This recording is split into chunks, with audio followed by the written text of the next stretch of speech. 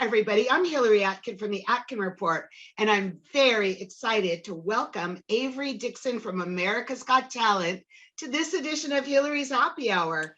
Avery, how are you doing? I am well, Miss Atkin. How are you?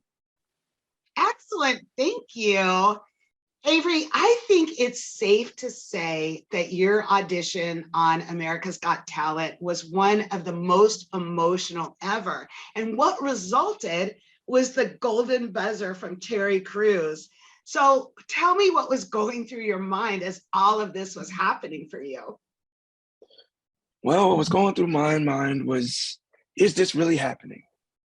Because a lot of times when you've been bullied, like me and a lot of others have, it gets so hard for us to actually enjoy these pivotal moments in our life. And without really having just people to lean on, it gets hard for you to stand before such an audience and just really receive these golden buzzer moments and just celebrate and really live it. Well, not only you doing an incredible performance on your saxophone, but as you said, sharing these incredibly vulnerable and intimate things that you experienced as a kid. I mean, what was that like for you on national television with a huge audience? Well, it's kind of like putting out your dirty laundry and then just letting it hang and everyone just looks through it. They're watching you just relive all the terrible things that have happened in your life. And it's like, you have to be in a place where you can trust that your story can help somebody else. And that's where I let myself be. And I'm glad I was able to actually tell my story and find a real relationship with not only the viewers, but the survivors.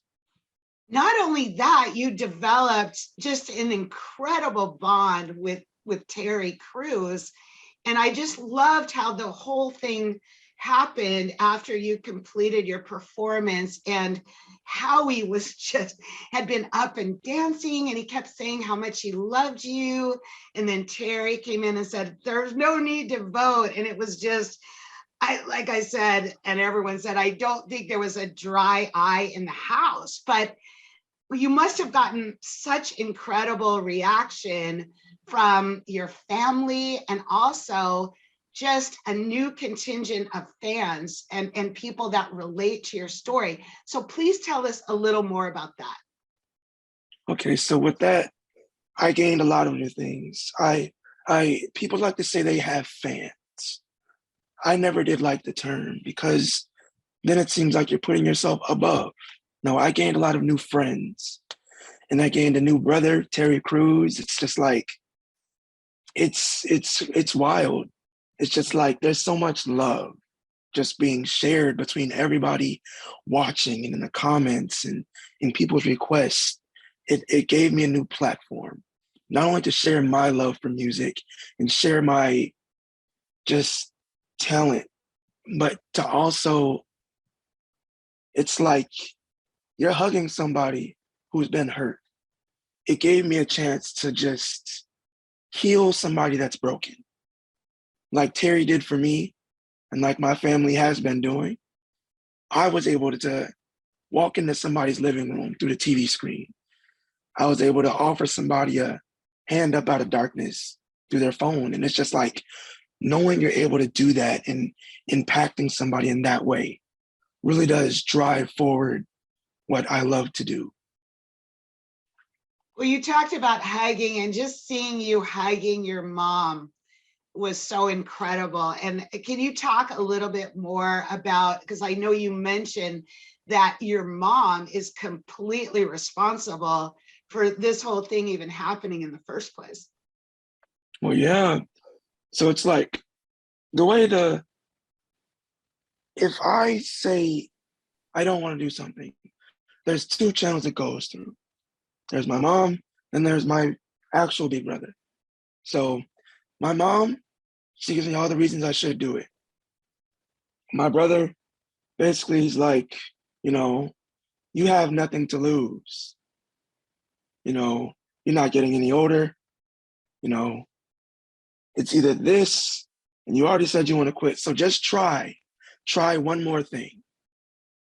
And that's how it all started, because it was like, my mom goes, just do this video for me.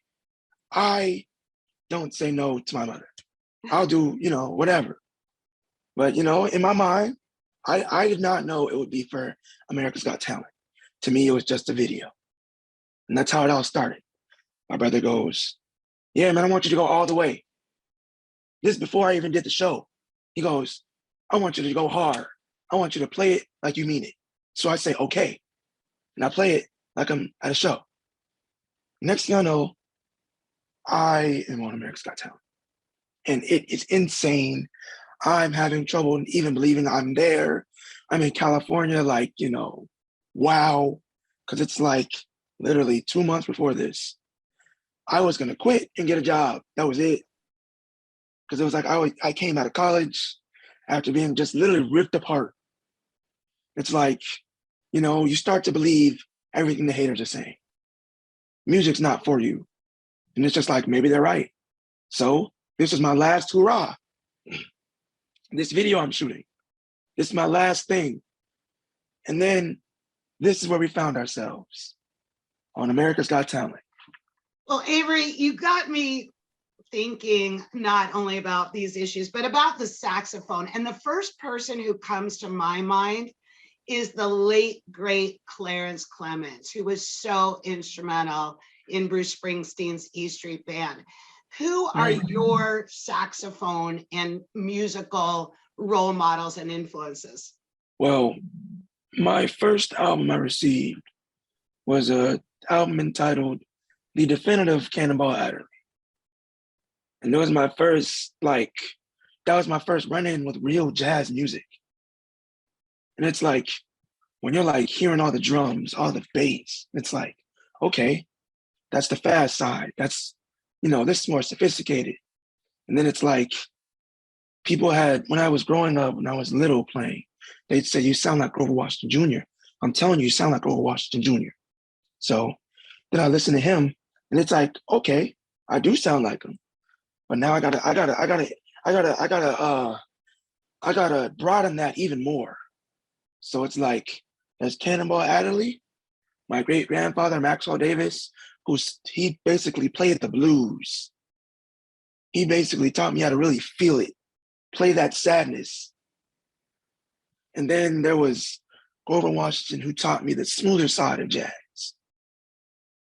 And he taught me how to basically not only sing through the horn, but to woo someone through the horn. And then I found out about Gerald Albright. And it's like, after hearing everything he played on, I started listening to his features first before I actually got into his solo albums. So then, growing up as a musician, you're in a lot of bands. You hear a lot of names. A lot of times, you'll latch on to a name you hear. So I put together what I like to call the list of four.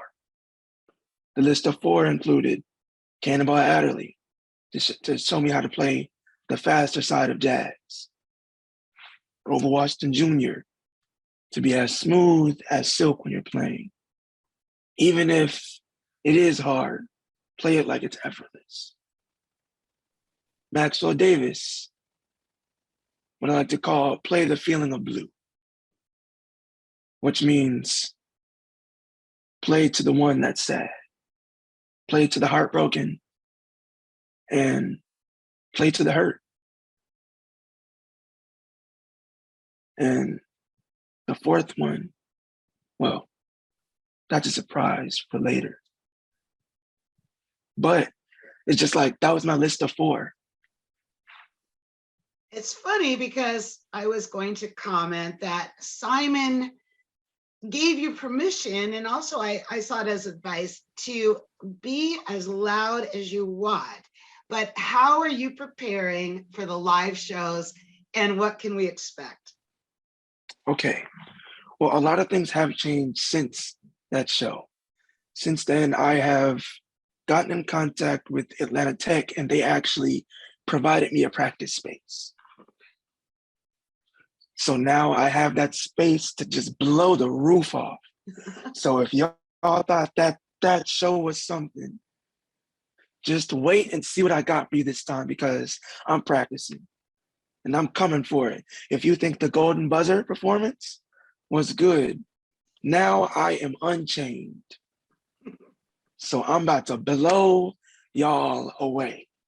Avery, I cannot wait. Wow, that is incredible news that you have an amazing place to practice. So I want to wrap up our happy hour. I want to lift a glass to you, Avery, and your continued success on America's Got Talent. Thank you so much. Cheers. Cheers.